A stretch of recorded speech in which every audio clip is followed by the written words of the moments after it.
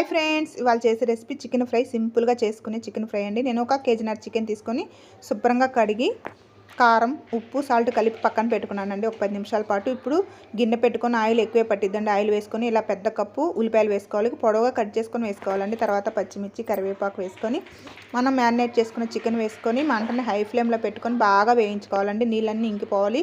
ఇలా చికెన్ బాగా వేగాక ఇప్పుడు ఒక పెద్ద టేబుల్ స్పూన్ అల్లం పేస్ట్ వేసుకోవాలండి. చికెన్ బాగా వేగాకే అల్లం పేస్ట్ వేసుకోవాలి. ఇలా అల్లం పేస్ట్ వేసుకొని ఒక 2 నిమిషాల పాటు వేయించుకున్నాక రుచికి సరిపడా కారం వేసుకోవాలండి.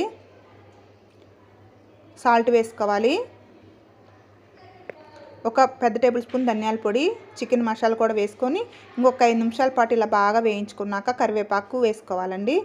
ఇలా కరివేపాకు వేసుకొని 1 నిమిషం పాటు వేయించుకున్నాక ఇప్పుడు సన్నగా తరిగిన కొత్తిమీర చల్లుకొని స్టవ్ ఆపేసుకోండి. చాలా సింపుల్గా చేసుకోవచ్చు ఈ చికెన్ ఫ్రై. చాలా టేస్టీగా ఉంటుందండి. Thank you.